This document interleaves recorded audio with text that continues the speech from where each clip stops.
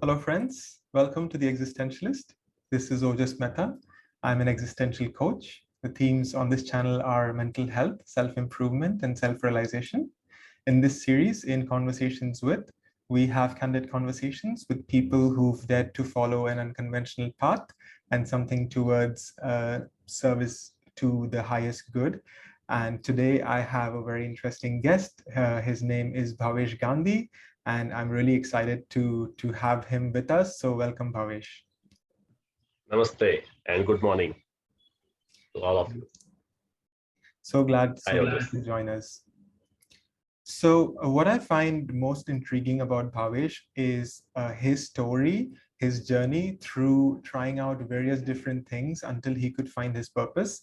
And now he's helping youth and so many other people to follow their Ikigai and finding their passion, enabling other people.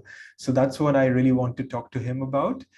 So Bhavesh, in your own words, could you tell us a little bit about what you do and what you feel most passionate about? Okay. Thanks, Ojas. My journey has, I think, three larger components. And currently, I am also engaged into three different activities. So I'll start with the current activities and then let us flashback. So the three activities that currently I am engaged into is I run my own organization, which is called No Borders Consultancy Private Limited. And why No Borders is there are three of us who are directors in this company, and all of us believe into kind of having no virtual or physical borders into doing any experiments with our life. Mm. So basically, we facilitate education, immigration, coaching to startups, either for profits or not for profits. And our interesting journey is about mindfulness.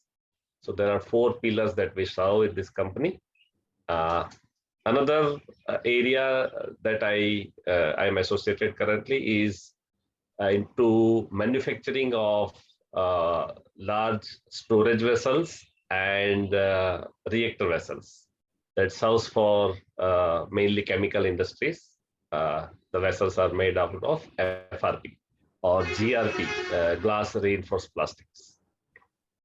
And third area where my large amount of time goes, it is into youth mentoring and coaching.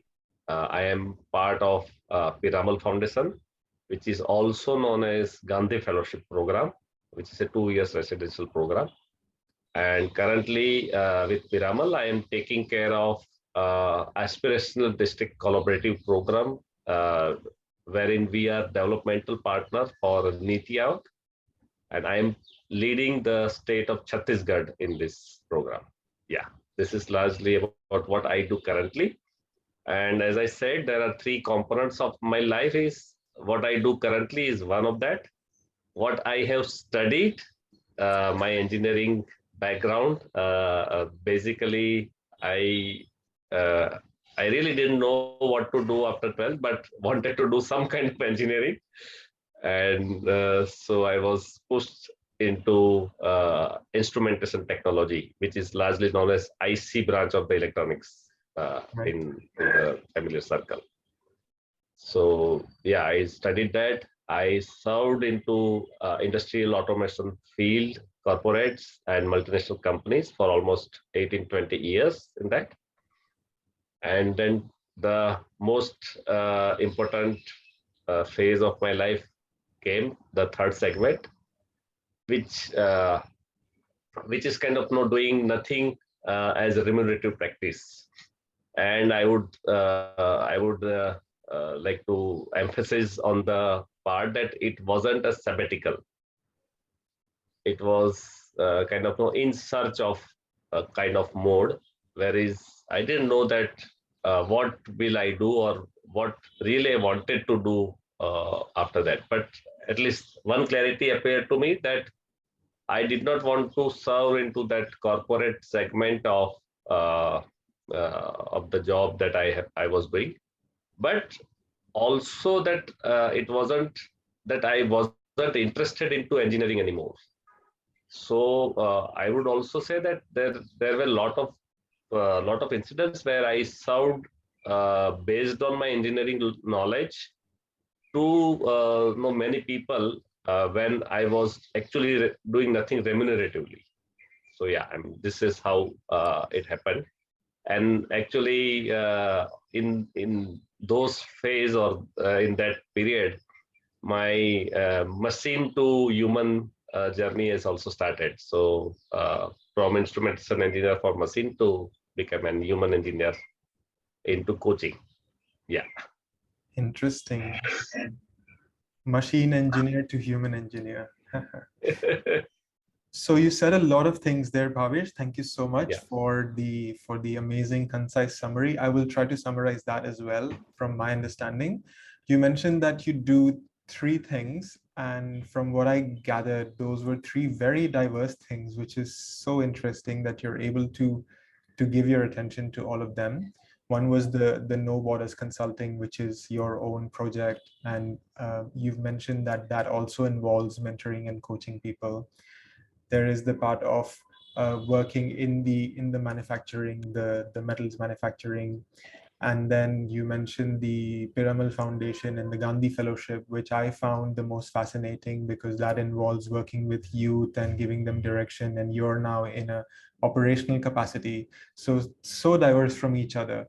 And I know that you spend a lot of your time acting as well, doing shoots that you just talked about. Yeah. So it's incredible you Thank you. can manage all of that. And then you also mentioned that your life has had three distinct phases wherein you find yourself now, and you've tried out different other things in the past as well. So for me, really, it begs the question, and it's very fascinating of, of all of these things that you have tried out, what do you think you've learned from trying out so many things? And now looking back, what purpose did this kind of explorative journey serve for you?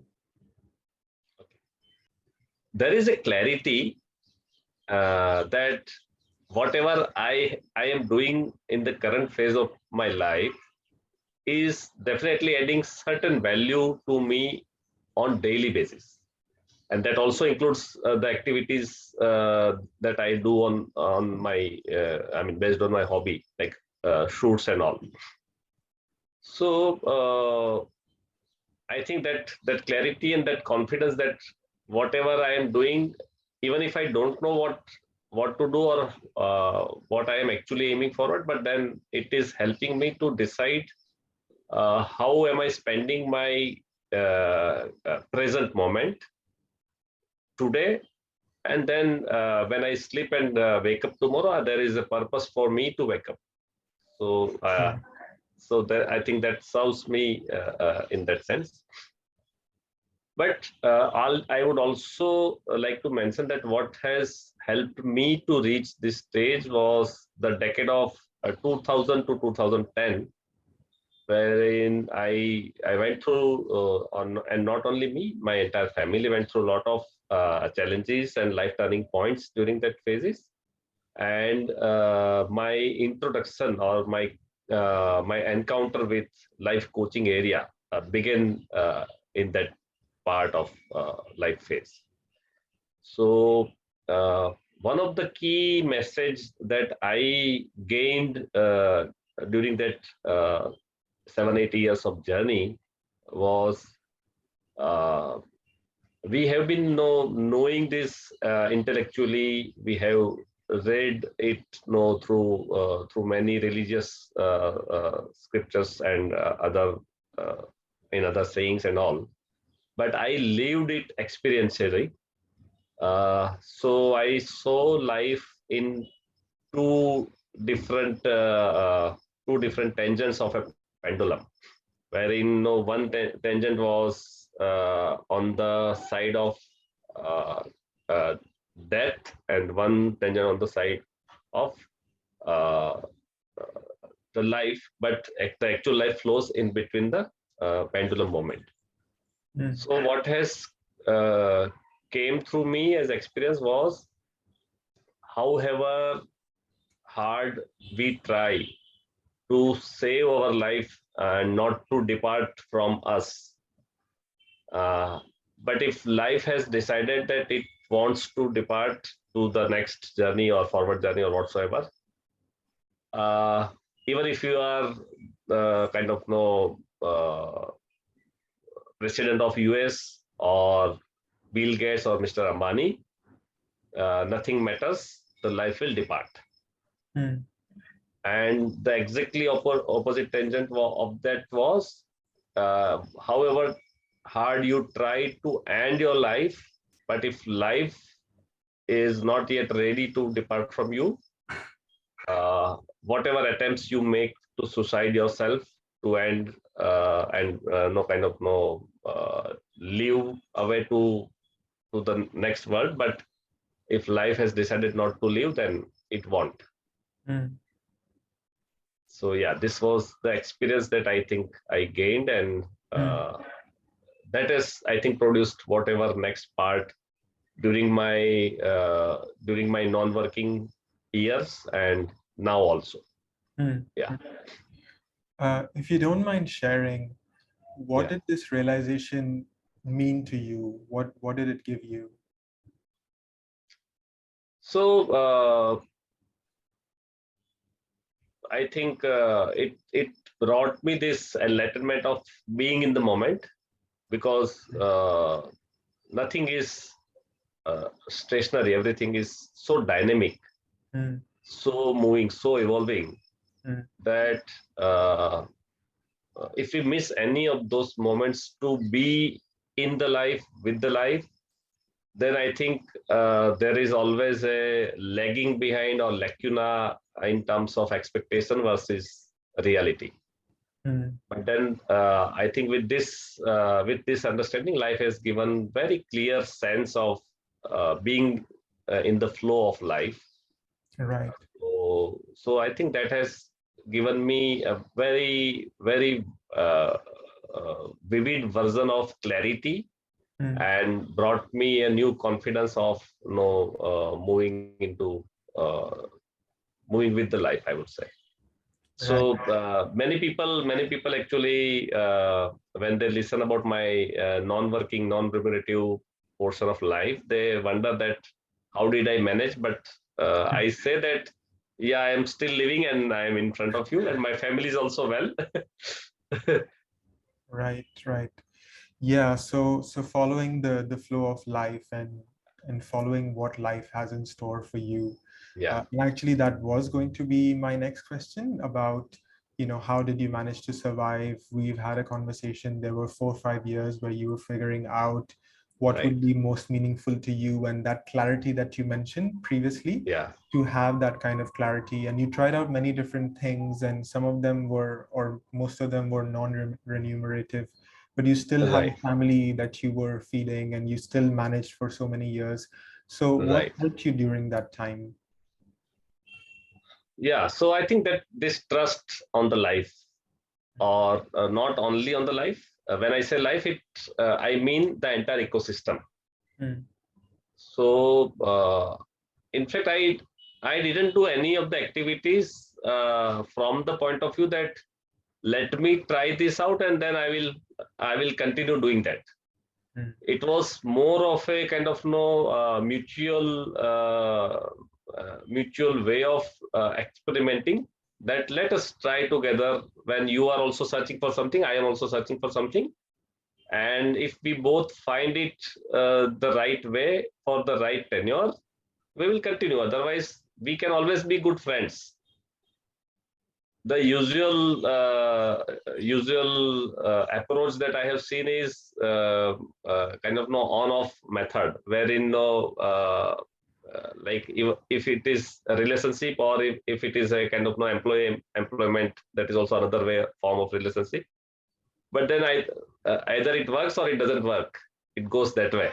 Right. I would say that once the connection is established, the connection is still there. Mm. Uh, the particular problem that we want to solve together, maybe not problem in real problem, but anything that we want to explore together. I think that makes a lot of sense, in walking together and then enjoying that part. So yeah, so those kind of experiments really helped me well. And yeah, as far as managing life and remuneration was there, so uh, timely it kept on coming from I don't know what, but coincidentally I was introduced to the learning society group in that phase. So this concept of giftivism or pay it forward, I think that made a lot of sense when it actually became my life experience. So Right. yeah, Right. Yes, you mentioned yeah, giftism before as well, and also the trust part, which I find very amazing that you were able to go on for so long, and you were able to kind of trust that the next step will fall in its place, not just in general in a vague way, but also trusting each person that you are working with. So yeah, thank you so much for sharing that, and it's really inspiring to know that one can kind of go into the dark not knowing where one is going, trusting, and you're still here. And that is the example that yeah. we can make out of it on the other side, and actually be well established and be doing so many good things. Yeah, thank you. Uh, yeah, really happy to hear about that. So now that you have, now that you're this reflections coach that I Yeah, first came across you as, and I have to say I found you to be very effective, thank you. very incisive in terms of the questions you asked and really unlocking things and great insights. So what do you feel enables you to be this reflections coach? What does it mean to be one? Okay, And who are the kind of people that you usually work with? okay. So this reflective practices actually begin with me first, myself first. And when I started sharing about my pains and the kind of solutions that I look forward to my closer circles, my friends and mentors and coach and all, I came to know that there is there is some vision or some sight that I have, and when I narrate it to the people, they are actually not able to relate. So I first found it the flaw in my communication or my language, but it took me a time to understand that it wasn't a flaw, but it is a special gift that I have, and it is something about the language protocol that I do not have this language to transmit or transfer to the rest of the people the way I see it. But it took really a kind of quite a long time or lot of years for me to realize, and for the people that I work with to convey that. Hmm. And I think this is a very precious thing that uh, I found, and someone also helped me to look at this from pointing at different incidents. So in that sense, I am also thankful to all different kinds of participants that I came across since 2007. I mean, there are a number of people that I had interacted. So reapproaching them on what worked from there for them, how it worked for them, and what has supported in the conversation part. I think from that this two portion has emerged. One is it was kind of no reflective journey of oneself, and while doing reflection, then I was able to see something about their journey which neither they or nor their surrounding people were able to see, and then I think that Right. supported them to move forward into their next step. Yeah, this is the I think mechanism that I came to know while interacting the participants who had benefited out of the conversation. Right. So what you're saying is what initially seemed that you were on two different wavelengths or people were not able to see your viewpoint was actually that you were able to see something that they're not able to see. Yeah, And and later on you realize that this is your gift, your insight that you're able to provide them, that you're able to give them a different way of looking at things. Yeah. So moving more closely towards the work that you do with the youth, because there Yeah. might be some young people here who are uh, trying to figure out what they want to do in their life, or they're also wondering whether I should be trying out this thing and that thing, or maybe they have Yeah. already tried out many different things. So you've mentioned to me that you've worked with youth both with the Gandhi Fellowship as well as with the No Borders Consulting about helping people find their Ikigai, and there are some certain exercises and ways in which they can have clarity. So how do you go about doing that, and how do you envision youth Hmm. being able to find what they are looking for? So how I work with these tools was basically they practice this aptitude test. They practice. They fill up. They try to fill up their ikigai, and then we hold a conversation around the process, not the outcome of the ikigai. Mm, So it may happens over a time that many times their ikigai needs kind of more versions to be reproduced, and but that comes through the reflective engagements and reflective conversations with them. So what happens is once they reach to their own persona through this ikigai, the four segments of uh,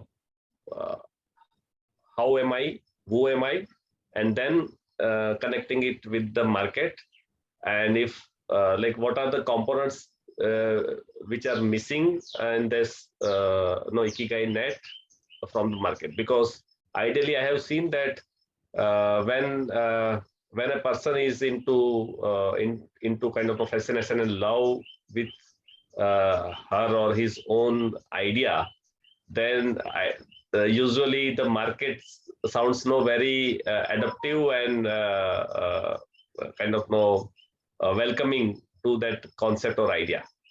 mm, But then I think this kind of a conversation helps them to surf through the reality through right kind of researches and models available in the market, and then I think they are able to rework on the diagrams as well as their skill sets and their interest area. So I think the combination of these psychometric tests and ikigai with the reflective conversation helps in that way. But at the same time, I would also like to mention about uh, the methodology that has come up out of this conversation happened with the different participants. So I tag it as 3C structure. So 3C means confidence, clarity, and choice. mm, So as I said, that I many times I revert back to my participant and then ask them about certain process reflection points also that helps me to know about my way of delivery, my style, and how can it actually help the next participant to engage with me. So there are few of the incidents, but one example that I love to share is about the smoker's habit, and I think that gives very clear inputs to this 3C. So if there is a smoker and the smoker approaches me, I usually do not assure that at the end of conversation the person quits smoking. mm, What I assure is the person will have very much clarity that why she or he smokes on the first part. And I found that largely this is missing, that whatever we are doing is why we are doing. And I think that grabs a lot of our attention to why do not we want to do that particular thing. Second part is the confidence that now onwards, I shall be able to quit the smoking whenever I decide. Mm. So there is no external force available which stops me from either smoking or to quit the smoking. So one, clarity, and second, confidence, I think that comes up. And as an action part, they are able to take the choice of doing what action is relevant and suitable at that point of time. So the fourth element that actually occurs as a bonus bonanza is getting free from the pain that I need to consult someone to quit smoking. Mm. Yeah, Mm. I hope that helps. Yeah, absolutely. I was waiting to hear about the 3 C's because you've mentioned about it, and I also found it to be really good, concise way, like the clarity, confidence, and the choice, and that helps people make decisions and find their next step as well. So we are coming to the end of this conversation. It has been intriguing so far. Thank you. I'd just like to ask you to share any advice that you have to people watching this who are trying to figure out their next step, who are looking to find out what their Ikigai is. What do you have to say to them? Okay. Thank you for this opportunity. Usually I refrain from advising on the first part, but I always inspire and invoke questions and curiosity. In that sense, I advise actually to become a kid, to recall the same curiosity, same questioning that you have been doing in your childhood. Asking very small and funny things that you doubt yourself about that. Shall I be asking this question or not? But ask questions to a lot of people, have conversations. Only thing that we need to take care of, the uh, the stake of information shouldn't be so big that we aren't able to process the same. So keep it in that sense, keep it a very precise. Select your guide and coach so well. And if you are really able to articulate your questions, that what is actually troubling you and what kind of information or input will help you to find your next step, not the final objective or final goal. Many times it so happens that people approaches different mentors and different people by to decide their end goal or and to meet their end objective, and then the person like me is maybe a process specialist, Right. not the outcome specialist. So then I think that the opportunity is lost in that case. Yeah. Yes. Wonderful thing that you shared about the childlike curiosity and the process. I think a lot of us miss that out. We're always looking to find the end goal. And I think a lot of what you mentioned today as well, it's been the process that has been so rewarding to you. And life is a journey, it's a process, and it's something that we want to enjoy and make the most of, and try different things, fail and falter, and learn and enjoy along the way. So thank you so much, Bhavesh. Thank Thank you, you Ojas. for joining and for your wonderful insights. It's been wonderful to have you. Thank you so much, Ojas. It was really pleasure talking with you, and I hope your viewers also will enjoy this conversation. Yes, Wishing likewise. you all the best. I hope you all have enjoyed watching this. Thank you so much for tuning in until the end, and see you next time. Bye for now. Bye.